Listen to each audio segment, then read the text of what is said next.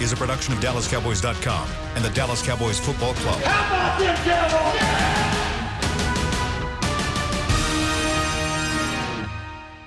This is Talkin Cowboys. Training live from Dallas Cowboys training camp in Oxnard, California. Handoff, Elliott plowing to the goal line. Barry, sacked by Lawrence. Prescott keeps it, and he bangs it in for a touchdown. Here are Mickey Spagnola, Brian Broaddus, Rob Phillips, and Bill Jones. Mickey finally got his headset on. You didn't salute, did you, Mickey? I saluted for him. Okay. I kind of gave him the Mickey Spagnola wave, you know. All right, it is day number 7 of Zeke Watch here at Cowboys Camp in Oxnard, California. Good Lord, I've been here a week already. Yeah. I came out here last Wednesday.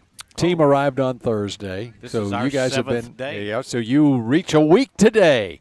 And so much going on. It is a day off for the players, but it's not a day off for Talkin Cowboys, right? Or Absolutely. anything Yeah. else we do, Yeah. right? Exactly. Just don't have to watch practice and listen to. You don't get to watch practice. get to watch practice. That's or right. Get to have a press conference. That's right. And so it's a day off for the players, and they'll be back at it Thursday through Sunday. We'll have the blue-white scrimmage right here, DallasCowboys.com. And in Dallas-Fort Worth on Texas 21, formerly known as TXA 21. I believe it's at 6 o'clock Central Time. I didn't know they changed the name. Yes, they did. It's Texas 21 Texas now. 21. Yeah. And It's got a nice ring to it. I like that. it's It's fine. It's not catchy yet because we haven't had a blue-white scrimmage on Texas right. 21 yet. Looking forward to And that. So we will on Sunday, and we'll all be a part of that. We'll talk about that more as the week goes on. But let's get into what's happening here at Cowboys Camp. And right out of the chute, I mentioned Zeke Watch right off the top. But let's start with Travis Frederick Watch. How about it? Because C-Dub on Twitter at CBS11 Bill Jones has tweeted me a couple of times already asking me, please cover how Travis looked in pads on Talkin Cowboys. So right off the top, how did Travis look in pads for the first time yesterday? I think if you consider it was the first time in a year, and not only did he go through the Guillain-Barré syndrome, but he also had shoulder surgery and surgery to repair an umbilical hernia, I think it was okay. There you go. I think that he showed that he has strength. In my estimation, he was about a step slow, a little tick slow on reacting, and just he didn't look comfortable out there. But that's It's been a year. right. Yeah. It's been Almost a year. But he's not wrong, and I appreciate. No, I know. I'm really- not arguing. because the view of what he. Yeah, I'm sorry. I took that as maybe you're like, oh wait. a No, minute, he hadn't was played- explaining that you got to qualify, here we are. right? Yeah, absolutely. I just you're absolutely right, but I appreciate what Mickey's saying right now because to me that's what I saw the same thing. I saw a guy that was a tick slow, that really didn't look totally comfortable with what's going on. There were a lot of things happening fast in front of him, you know, and it was like he was trying to catch up to. Okay, gotta remember how to do this. He even talked about it himself, Mickey. Yeah. When I make that reach block, I got to put that foot there, and I got to cut this guy off and stuff. So there's things he just naturally plays. There's probably some stuff, a little bit of thinking going on yesterday, what he had to do. But I was glad that he at least showed the strength and power. Now it's just a matter of getting in rhythm of everything. But, hey, as he pointed out, it was just the next step. And then the next step is to – playing a preseason game, and then the next step is to playing a regular season game. So this was just another landmark step for him on his way to recover. Here's a reminder of just how long it's been. He had to get a new set of pads because in the off-season workouts in the spring, he went to get them and they were gone. They were nowhere to be found. He couldn't find his pads. How does that happen? It's been I don't know, but it just is a reminder of how long it's been. August last year was the last time he went through any type of full-speed practice. So you factor that in because he did like some snapping in the off-season OTAs, minicamp, but not anything in team. And then you factor in that, the speed of the game, it's going to take him a little while. I wonder if those pads were from Wisconsin. From his days of playing. Sometimes these guys bring their pads with them and stuff. So it sounded like they were old. Yeah, I mean, his shoulder pads, if you look at him, though, they're formed or a little bit, they're a little bit narrower. They're not as wide as and bulky. So he's probably he's probably thinking, okay, where are my old pads? It's kind of like an old hockey goalie. It's like a baseball player with a glove. A hockey goalie, whatever you want to say. But, yeah, I think, again, Mickey was absolutely right. Dead spot on about the evaluation about Travis Frederick. And Rob is correct as well as, hey, it's been a long time. He's going to have to come up with some things. He's going to feel better about himself. So, yeah, it's just the fact that he's out there, I think, is just remarkable. Because considering, we've all had to learn about what that syndrome was, and it didn't sound too promising. Guys, I've been through it. It took me 2 years. It took me 3. Guys have just never really bounced back from that as much. And the fact that he's out there with a bigger guy to his left and an all-pro to his right, I think is a good thing for him. Yeah, and he said, he talked about there were a couple of emotional moments for him, at least a couple, going back 9 months ago or whatever, when he wondered if this day would ever come again for him, where he would be able to put on the pads again. The fact that he could feel the ball in his hand as he's snapping it instead. There were times last year before this, he knew what was going on. At this time last year. And I thought it was really interesting, too, that he relied on the scouts who are out here, the Cowboy scouts, the college and pro guys. Those are the guys that he went to, and when they were asking about his level of play, it wasn't he knew something was wrong, but the scouts were coming up to him and saying, "Are you okay?" Is there, because you get so used to watching a guy snatch a three technique, that wide three, and all of a sudden 72's there, that head's in front, his butt's around, and now the ball's shooting off his backside. So, the scouts are going, is there something, you feeling okay? And that's where I think, but there was times too, I remember talking to him in a 105.3 event where he couldn't feel his feet.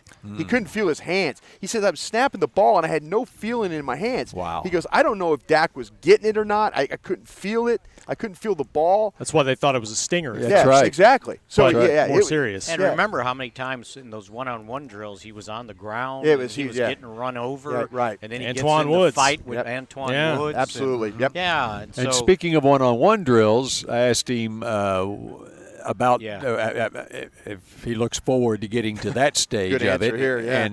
And he said, I think it was an absolute no. Yeah. Yeah. I think it was, I hate these drills. He hates those drills. I hate these drills. And so we'll see where that comes. He did not do that yesterday, and we'll see where that comes in his progress as they bring him along during these workouts. But as he pointed out, it's not that often in a game where a center has to go one-on-one with a player. And so he doesn't believe that drill is as important for a center. He's good at it, obviously. the way he plays that leverage, though. His hands inside and sit down. Yeah. And it's my favorite thing to watch in practice. But he pointed out, your body kind of gets torqued in different ways when you're just one-on-one with a guy. Instead of maybe passing a guy off and in the middle of a play, or picking somebody up. Picking somebody up. Yeah. So I'd love to see him do it, but if it's not the best thing for him to do, at least not full time, then that's okay. Well, what they're protecting him from is the shoulder surgery. Right. You asked that question too about the shoulder. That too. Yeah. Mickey asked about the shoulder. Sure good. And we're going to see a little of that as the week progresses with other guys that had shoulder surgery to make sure they're not overdoing it. You were talking about the shoulder pads, and he said, I bet the trainers are happy because those things stunk. Yeah. You think somebody came through on a tour and said, oh, shoulder pads, let's take them. I don't know. Might have been like, or maybe the trainers just said, we're not sure what happened to him. And pitched him. Let's start fresh here. It might be with Jason Witten's old helmet somewhere. I think Jason Witten had to get a new helmet, and I don't think he was too happy about that either. All right, moving on to what's the latest that we know of on the Zeke watch, the Zeke front. It was funny last night after the walkthrough. Of course, they had the morning practice yesterday, walkthrough in the evening, and so Jason Witten stopped and talked to the media, and I think it was Mike Ducey, Channel 4, said, so could have been any other place besides Cabo for you? He said something about the optics. Yeah. But Witten was funny talking about his ill-fated infamous trip to Cabo the week before a playoff game. But as he walked away. That he was hoping people had forgotten about, but of course we will never forget about. See, that's the thing. Like, if Zeke went to the Bahamas, I don't think he would have the same, optics to it. Just go to Cancun instead. Yeah, there's something about that place to Cowboy fans. Go to Frisco or Cabo. Do you guys realize how did I point this out yesterday? How hot it is this time of year in Cabo? You did point that out. Yes. I mean, it's not a vacation. And Travis Frederick said he's been to that place where Zeke is working out in Cabo, and he's got no problem with Zeke being at that place as long as he stays out of the office. Yeah, absolutely. Have you ever been there? I've not been there. It's on the beach. Yeah. The margaritas they should put a barometer on them. 2, maybe. 1, okay. 2, maybe. The third one, you're in trouble. I got drawn off sides here by Mickey.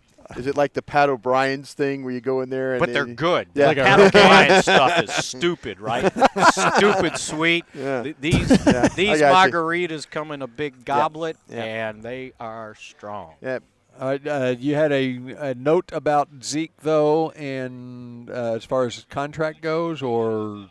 Oh, no, I just heard everybody starting to say nationally, that things are moving along fast. And it's like, okay, I didn't hear that from anybody around here. Yeah, as of last night, I was kind of hearing the same thing, that it was news to them, but we'll see. Yeah. I mean, they don't. This team is not going to negotiate in the press, so any bits of information you get would probably have to come from their side of the coin. But I do know, like Mickey just said, though, some higher-ups are saying that's kind of news to them. And by the way, on the Alfred Morris thing, I kind of was told that this has been in the works for a while, not just – Zeke's not here, we better go get Alfred Morris. So when Jerry answered your question about we've got a plan going forward, this was the plan. Alfred Morris. Was the plan. It got expedited because the Saints had interest. No, they had to go ahead and do it. Yes, that's part of that was a factor for sure. Well, I think probably from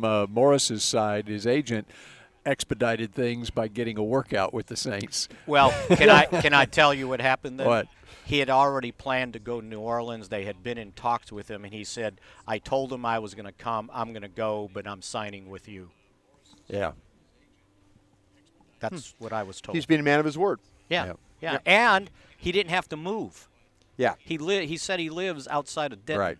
So his family's there, so he thought this was the smartest thing, not to pick up his family and go somewhere else. He just had a little girl. Yeah. 6 weeks old. He's all set up in Dallas. He said it's not really, not really about me anymore. It's for a comfort level. It's just staying in Dallas. Here's the other big thing for a guy like Alfred Morris. What this does for him, getting into camp early in camp, is he now goes through camp, and when it comes cut down time, let's say Zeke comes back, in Alfred Morris's situation, other teams will know that he's ready to go when they've got injuries or whatever. Right. If he signs late in camp or hasn't signed with anybody, then people have to bring him in for a workout, whatever. I mean, even after practice yesterday, they're running him on the side over here, getting him in shape. Actually, that was his conditioning test. Okay. All right. They chased us off the field. Well, it's conditioning test, but that is all a process of him being in shape and show somebody else you're good. And maybe the best thing is that they signed him for the veteran exception. So all he got was a $90,000 signing bonus, and he counts just $735,000 against the cap. But all these players, all the guys out on the street right now, it benefits them getting in camp now, because that way when the cut downs come in this league, people will number one, they can watch them play in preseason games or whatever, and then they're ready to pick them up when they have needs, because there, as we all know, there are needs every single day in this league. All right. No, to your point, he said there's no assurances. Team has given him no assurances of making this team, but at least he's on tape, and he's 30 years old. But he's on tape, and if he has a solid preseason, if it doesn't work out here, he gets picked up somebody else at some point. I mean, $90,000. Right. You got to eat that, big deal, right? Yeah. All right, big contract signed today in New Orleans. The Saints have signed their wide receiver, Michael Thomas. It's reported to be a 5-year, $100 million deal. Then some other reports came out that it doesn't average $20 million a year. There are some big-time bonuses, incentives at the end of the contract that would get it up to $20 million. It's more like a $19.25 million a year contract, but still the largest for a wide receiver in NFL history. The key is $61 million and guarantee. 61 guarantee. Now, how long the guarantee is over is significant. And then the other thing you have to factor in, it's a 5-year extension. So his base salary for this year was like $1.1 million. He was a second-round pick. So that means 6 years, $101 million deal, right? Yeah. And so we got to see how it's kind of like on the structured. Carson Wentz. Carson Wentz's was an extension Right. that averages $32 million. But a year. if you counted his base salaries for when he wasn't being extended, then it basically averaged out to about $27 million a year. And, of course, how that affects the Cowboys is, does that prompt movement on the Amari Cooper contract? It seems like to me, talk to some folks, it had, like you said, it had fluff in it. That contract had some fluff. So, with that being said, then they have to find a way to kind of, get that squared up, if that's the case. That's the agent number. Yeah, Right. the agents are always going to put that out. I heard the same thing. That you got to be careful of that. Because it always comes down to what you're guaranteed. So, but the point all is, these all these big contracts, to Rob's point, all these big contracts are always going to be that way. All those contracts are going to have something that you look at it at the end of the day and you go, okay, what extra things did they put in? There's no big contracts that don't have that. it was important for the agent, the player, to get it announced as a $100 million deal. Yeah. Okay. And They I got the highest They ever. were trying to get over $20 million. They wanted to be the 20. It's like the whole thing with Dak. I mean, to Dak's camp, it's important for him to be a $30 million quarterback. That's where that's at with him. It's not that at the end of the day, it's the number says $30 million, but it might come in under that. But it's the optics of it is what it is. And Cooper, he's on the books for $14 million this year. So you got to figure the negotiations start at $14 million a year at least, right? That's the bottom. Right. Or that's the basement. Or what's the franchise tag going to be next year? Yeah, and so For him it would be 120% of $14 million if the franchise tag isn't more than that. And I think my math real quick on 20% more than 14. I mean, that's what we talked about with DeMarcus's deal. That gets you to 16 something. So he's going to get paid somewhere. I would imagine it's going to average somewhere close to $18 million. But aside from all those contract numbers, the fact that Michael Thomas's deal is done now you can see where the market is for wide receivers going Julio forward Jones, in this right? league. You might want to get there before Julio Jones gets in. And so do you think that this will prompt now that the Cowboys will get something done with Amari Cooper before the season Because starts? now the agent has something to work off of. Because the important thing is getting something done with Cooper, as you pointed out, with that $14 million cap hit, then you reduce that and you got more money to play with for the other deal. Exactly. I think it's encouraging that his agent was out here this week, too. Right. A couple days ago. So, yeah, I think so. Although Jerry was asked specifically about that contract in New Orleans that just got done couple days ago, and we're not worried about that. See, that's what I think. That's what you have to look at it too. I think the Cowboys are Mickey's talked about, Rob's talked about, everybody's talked about it. They have their own issues that they have to go by. The thing with this Thomas contract, yeah, it's something that now that Adam and Todd and Steven can look at and say, okay, that's what they did. It gives you an idea because they break down how the contract's structured. So once these cap guys go through it, they could say, okay, well, this is something we could think about, or we would never do this.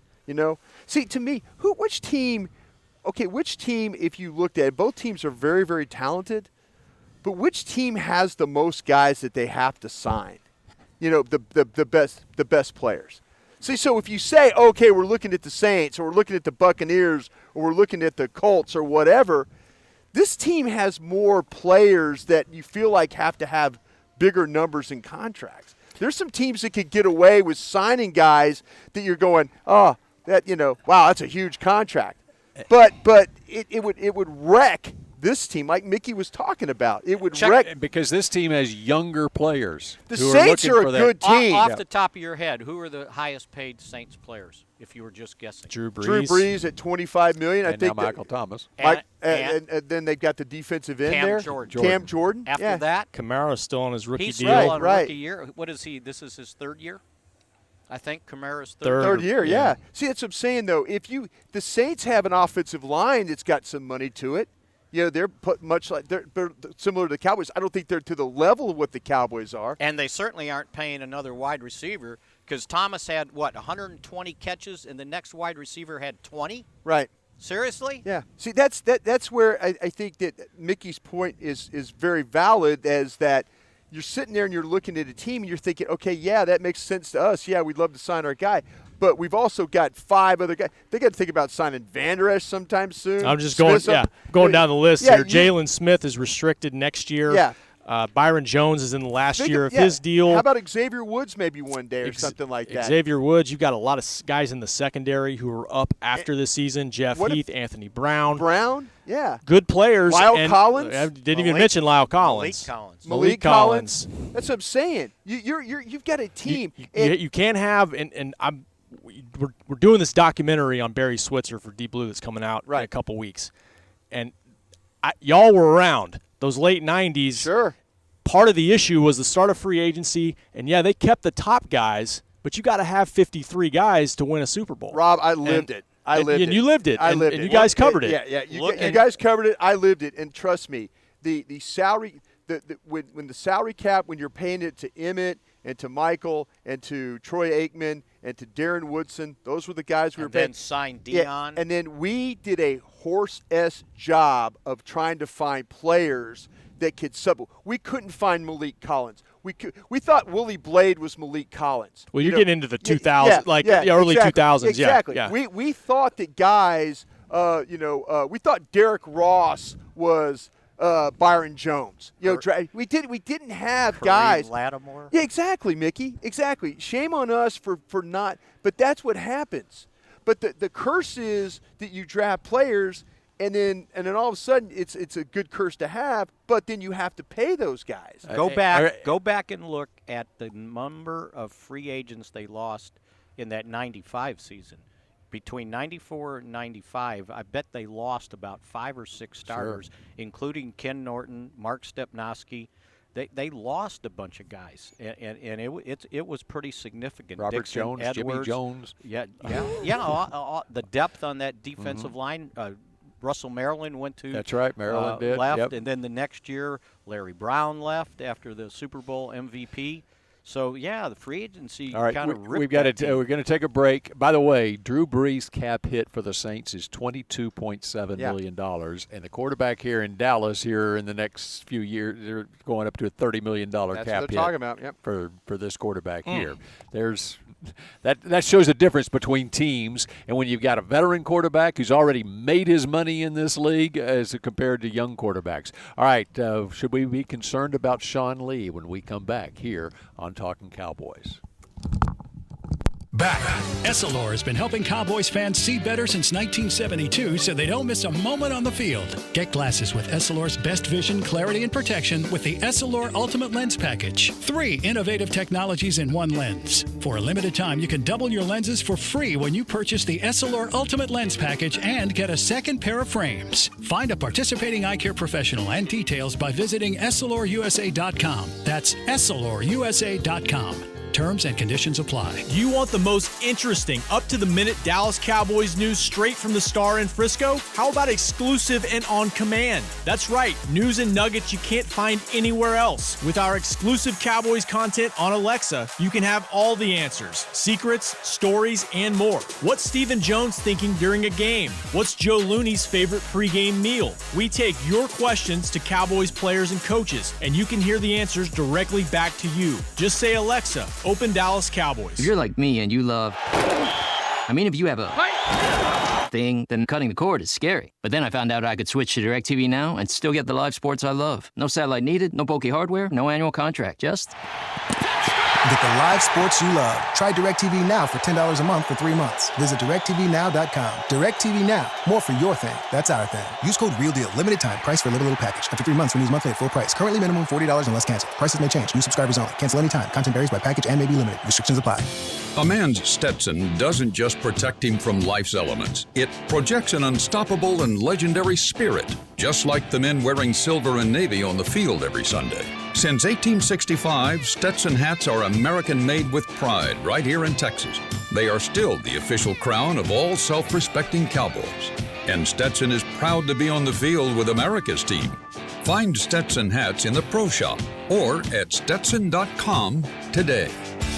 Dr. Pepper is the one you crave. But how do you explain that craving? Imagine being shipwrecked on a desert island, alone. Glass-like curls of surf pound the shore with Dr. Pepper-colored waves. Surrounded by desire, but you can't drink it because it's the ocean. Fish live in there. The only thing you want is Dr. Pepper, and you can't have it. Now that is a Dr. Pepper craving. Dr. Pepper, the one you crave. Back to Talkin Cowboys. Talkin Cowboys continues on a Wednesday here in Oxnard, California.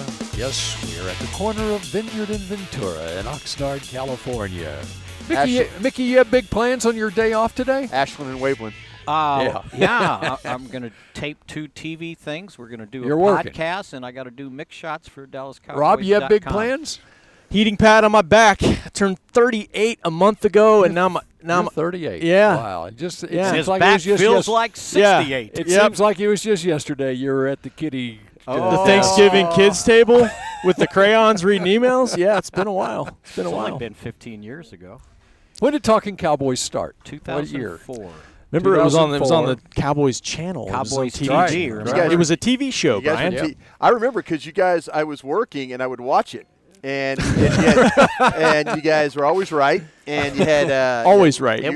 We were always wrong, and Rob was at the card table. Yeah, Rob that's right. It was like it reminded me of when I was a kid at 13 years old. They'd say, "Okay, go sit over at the card table at Thanksgiving," and you guys would go over to Rob, and he would be at the card table. And it was like poorly lit, and Scott Purcell, director of broadcast, it was like in a closet at Valley Yeah, Ranch. he was like, "Why don't we put a sport coat on you and just try to dress it up just a little bit, No, we were in the studio. Remember? Yeah, I know, but you guys were. But Rob was in a closet compared to the studio at the Star. That was like a closet. Yeah. And if you remember, so it was on Comcast TV, and it was on a 24-hour loop. So we had a station 24 hours, and whatever content we had, whatever shows, it looped. Trust me, I was on every one of the shows.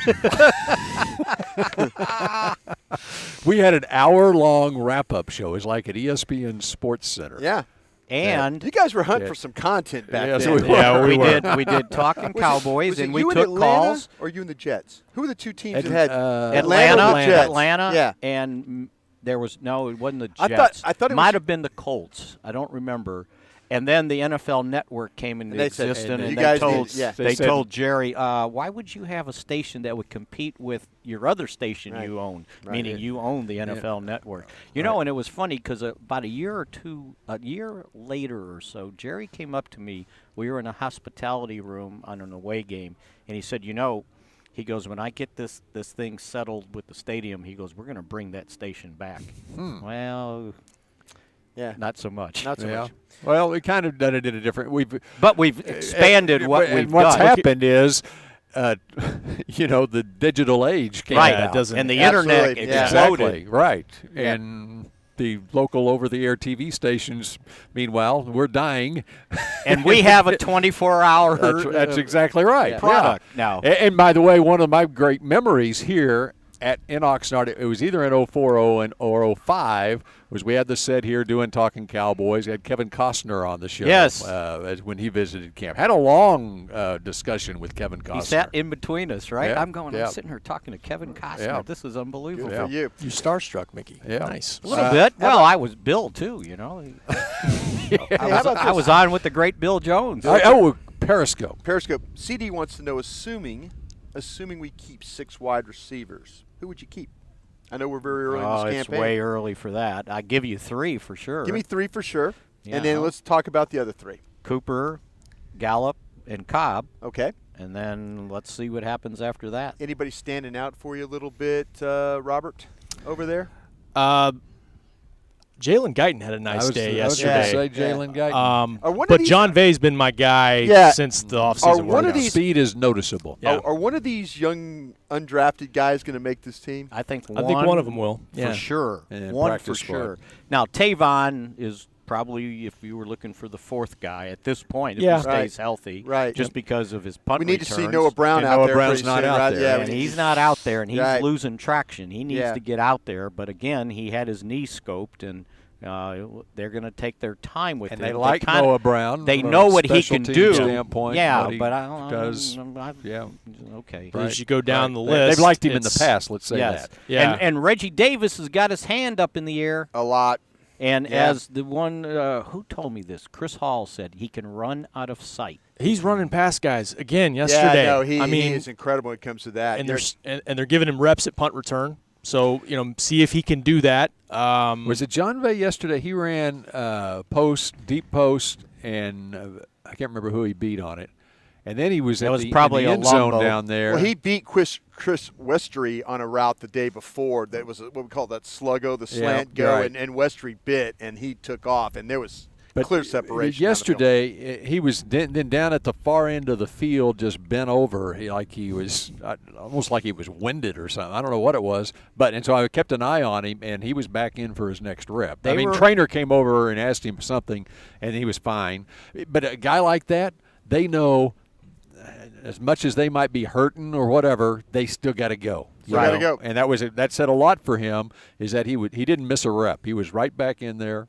I mean, these guys run a lot. No, there's 2 positions that run all the time. The defensive backs and the receivers. And that's why when they're doing gassers, I'm surprised those guys, they have them still running over on those. Well, and it was hotter yesterday, too. Yeah. Somebody mentioned, they go, why are those wide receivers dragging behind? I said, because they've already ran all day. It's like a soccer match. But when they went to second team offense yesterday, it was John Vay Johnson and Reggie Davis split wide. There you go. And then they were bringing in Cedric Wilson. Let's not forget him in the slot. There you go. He's a different type of slot receiver. He's a little bigger. He's thin. I don't know what his speed is, but I think they like him. And I feel like we need to mention their numbers when we say their names, the new players, because when you see the videos, then you'll register. It's kind of like me preparing to do the preseason games out here. It's so helpful for me just learning how they run, what number 11 looks like when you run. You don't even pay attention to what their number is because you notice them, and Scout would look at it that way. 81 is John Vay Johnson, 11 is Reggie Davis, 83 is Jalen Guyton, 16 and 16 Cedric Wilson. And by the way, that was Cooper Rush with some nice touch on some deep balls to those young receivers yesterday in the one-on-ones. He's doing a lot better. Eric wants it helps when your quarterback gets to play. You said that yesterday. Yep. Eric wants to know: are you seeing any new things on the defense? Anything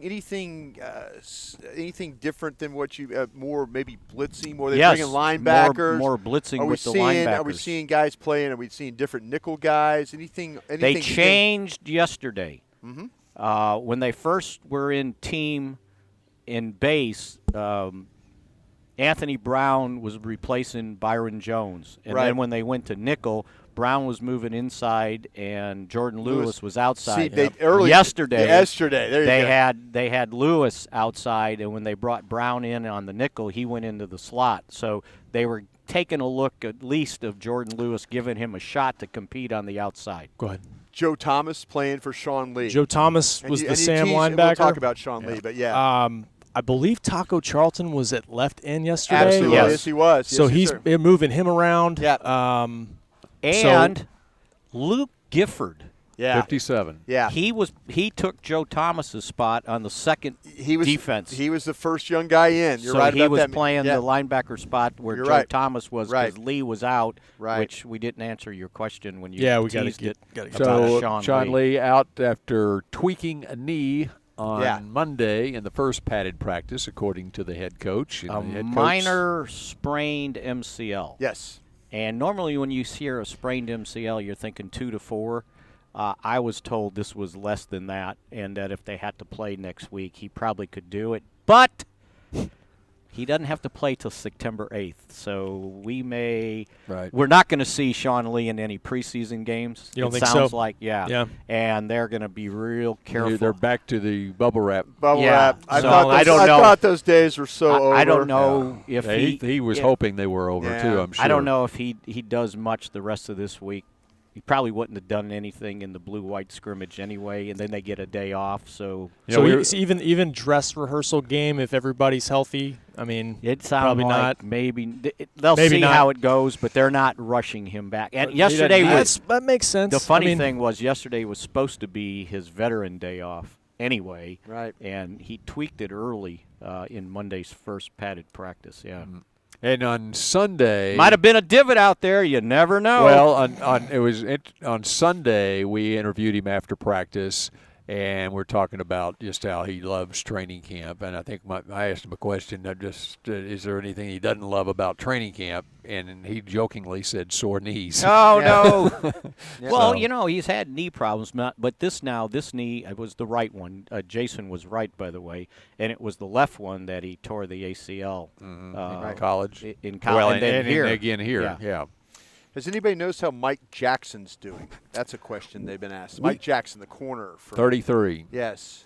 Have you seen him Mike play? Jackson Sr. He's been in, I want to say, on the second nickel. Right. In the slot, right? Well, he's playing outside when we did training camp live yesterday. Right. Left corner. Left corner, yes, he sure but has. They had him in the slot working. Yeah, they've tried to kind of find a spot for him. I've seen him in some coverage stuff where the ball hasn't gone his direction. So, but I see a guy, the movement and stuff, that you see why they try and play him in the slot. Boy, he is a long guy too. When you look at him, I mean, he's got that his rangy build. kind of build. Mm-hmm. But you watch him move and the ability to turn and do some things and carry guys in routes. He was running with Guyton.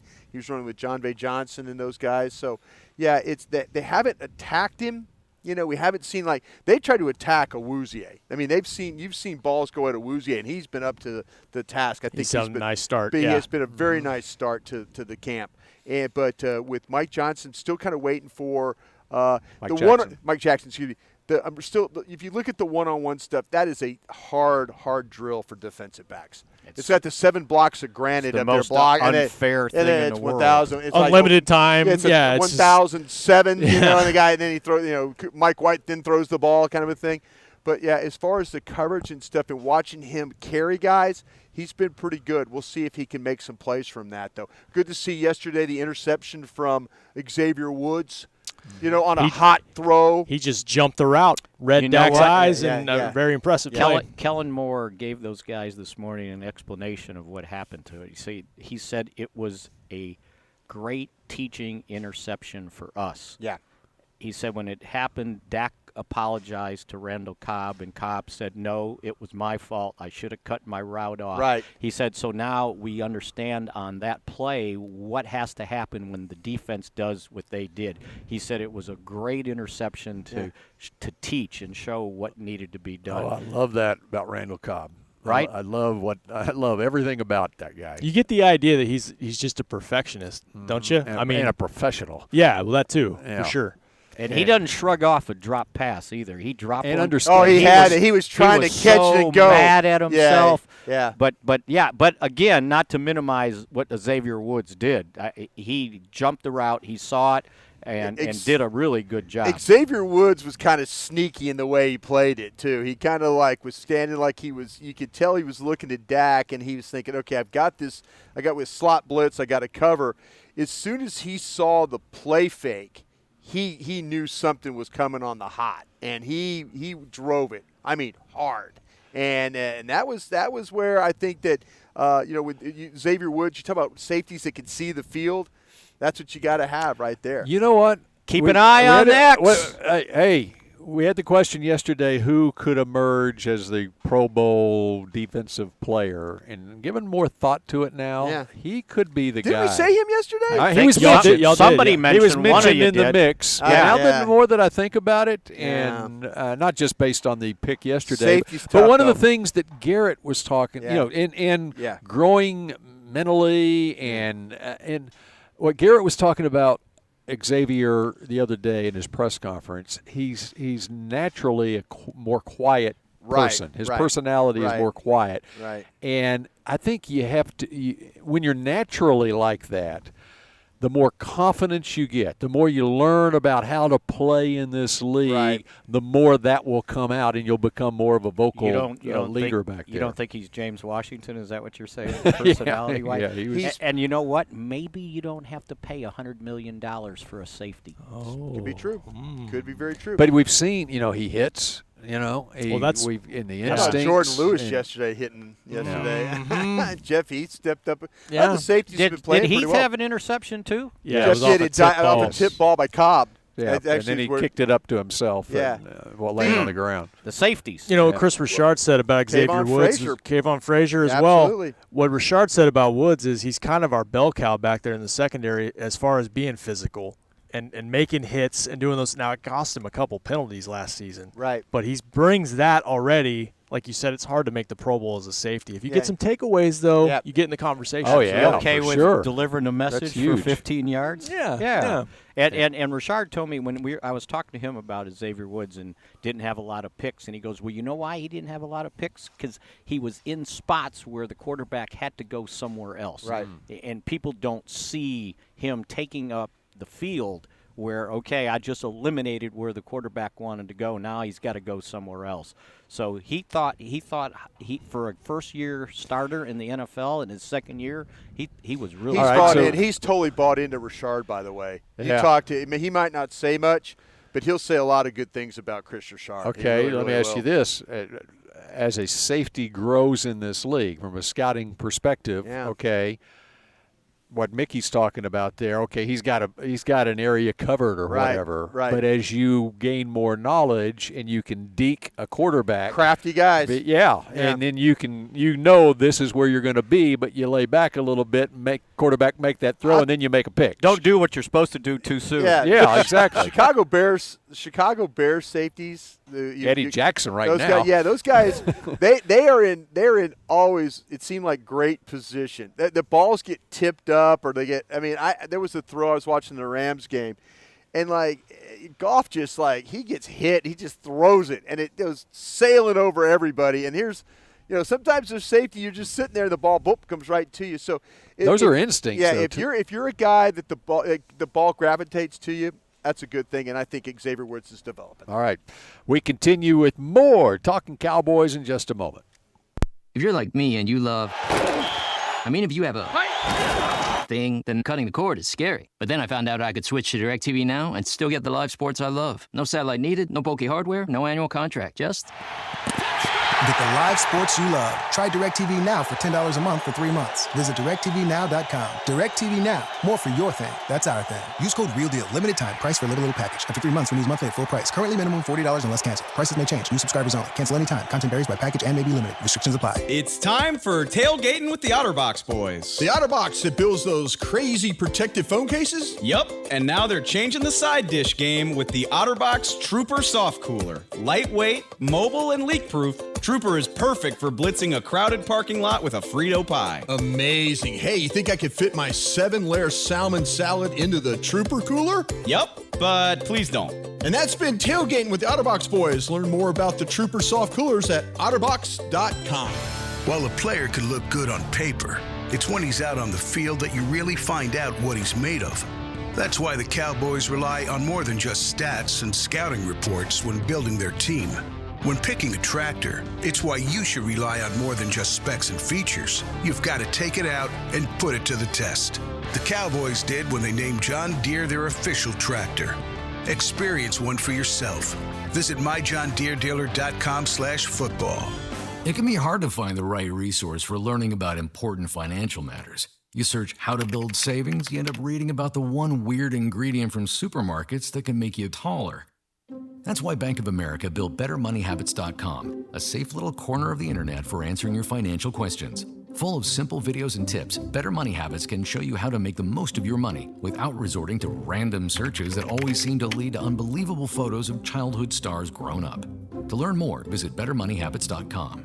Essilor has been helping Cowboys fans see better since 1972 so they don't miss a moment on the field. Get glasses with Essilor's best vision, clarity, and protection with the Essilor Ultimate Lens Package. 3 innovative technologies in one lens. For a limited time, you can double your lenses for free when you purchase the Essilor Ultimate Lens Package and get a second pair of frames. Find a participating eye care professional and details by visiting EssilorUSA.com. That's EssilorUSA.com.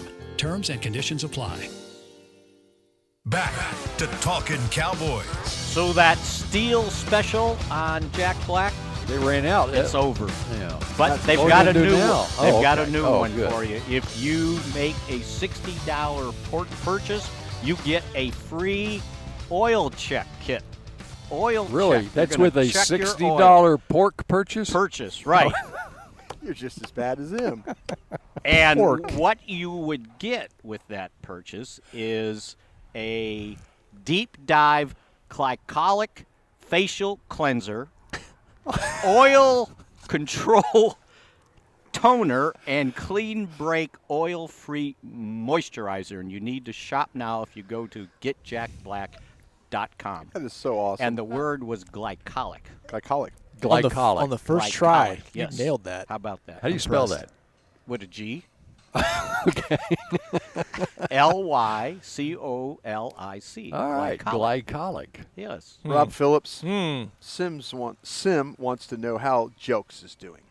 Jalen Jokes? Yeah. Do you think him or Joe Jackson can You know, I was going to ask you guys about Joe Jackson because aside from – now, I like Jokes. I think – and Mickey's talked shown about up. him too. He's shown up. He's and I don't want to make the direct player comparison here. Oh, you're but going to do it. He's got a Jason Taylor body. Mm-hmm. He's a long Wow. So he's going in the Hall of Fame? I did not say that. He's built kind of like him, and I think he's got some deceptive strength because he's kind of skinny.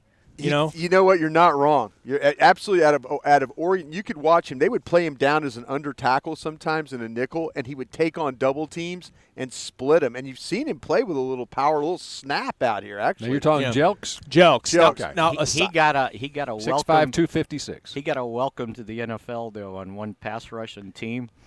Mike Weber chipped him. Oh, and you're right. Oh. Yeah, it was like he was fighting. Right. He was fighting your boy Fleming. And all of a sudden, he got a shoulder of number 40 right in the ribs, and it kind of spun him. Yeah, I didn't see that one. Got nailed. He had some good pass rushes though in the one-on-one And then stuff. and then you mentioned Mike Jackson. Oh yeah, or Joe Jackson. Joe Jackson. I was going to Sorry. ask you guys about him because I don't feel like we've talked a whole lot about him since the draft. You know, but he had a pick. Thank courtesy of Rico. He probably 2 days paid him ago. afterwards Yeah. for dropping the ball. Skillets. What have you guys noticed from him? You know what? To me, the coaches will tell you, "Oh, I was surprised he was there." You know, Rod says, "Oh, surprised he was there when we picked him." You know, that kind of thing. I've been kind of waiting for him to show something. I see power. I see a good body. I see really a left end. I don't see a right end at all. I don't actually, Marinelli told me he's big enough he can move him inside. We play- haven't seen it haven't yet. seen it yet. Okay, there you go. Listed at 6'4", Get ready 275. get ready one of these late preseason games when it gets down there trying to rotate guys. Mickey's right. They'll kick him down inside. He's 285 on this 285? Yeah. Okay, so I was going to say. Yeah, so, get the right thing. This one.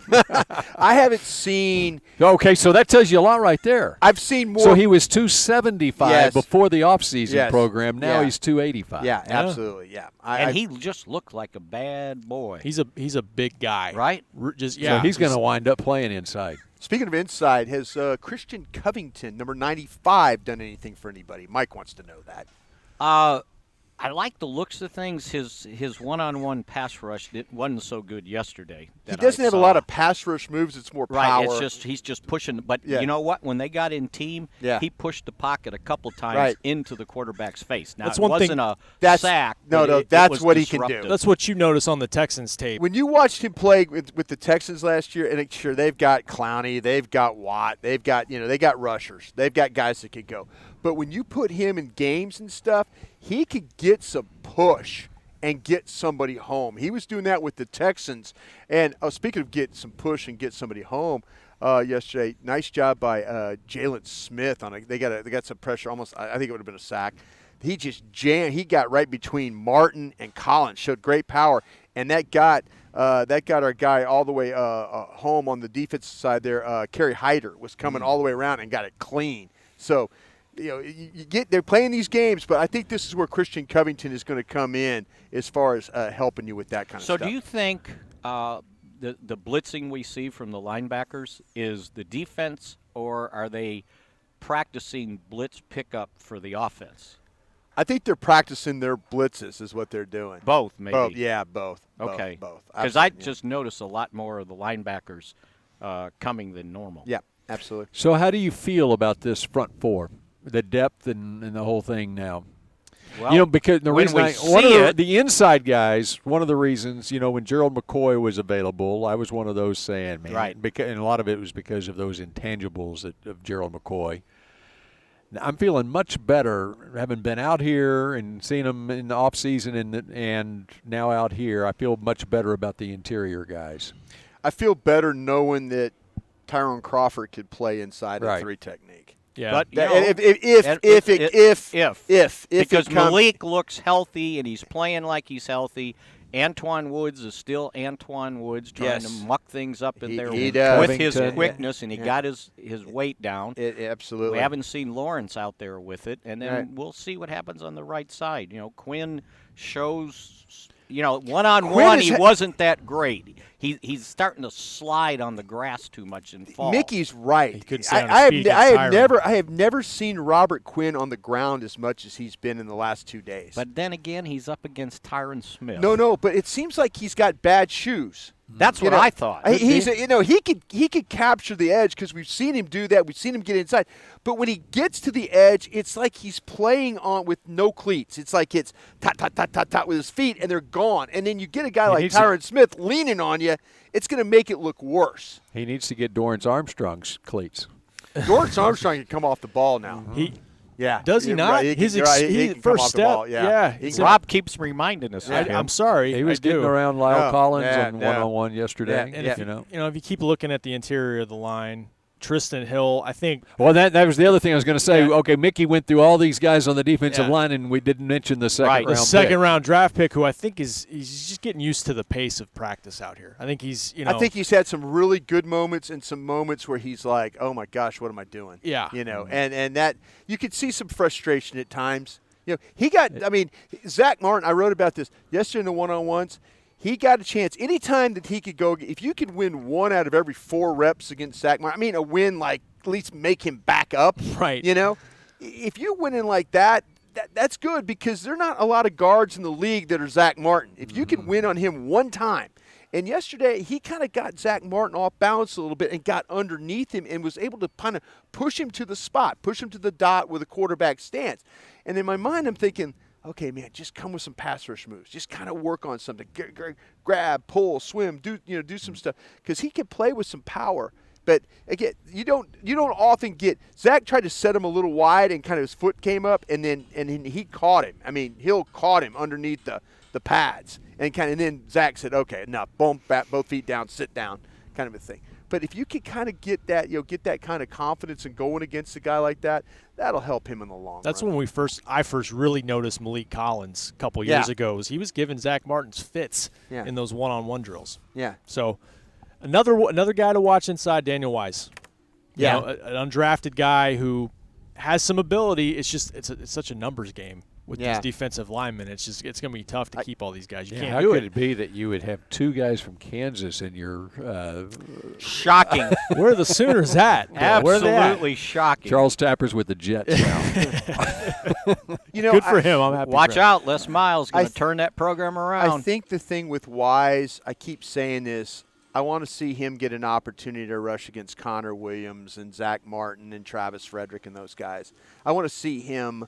They list him as a defensive end. He's really a defensive tackle. I want to see him, and we'll get plenty of that. I'm sure in this blue-white scrimmage that we're going to do on Sunday that we'll be talking about that. Mickey will be down at field level and talking about, oh, look at that rush right there from Wise. Look, he's a slippery player. He's got some quickness to him. He understands how to get to the quarterback.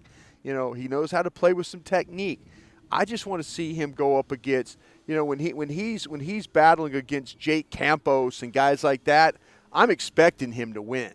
I don't want to see him win against some other guys. You know who's done a better job than what I saw in minicamp is the Hyatt guy. Yes, Mitch Hyatt. He's done a much better job. Feet don't look as slow. Yeah, he looked like he was in mud. There's a reason he had over 50 starts for. But he's starting to kind of come on, champion. and they had him at left tackle. Left tackle. Yeah, left tackle. Yeah. And the guy that's. I mean, I know they like him, but.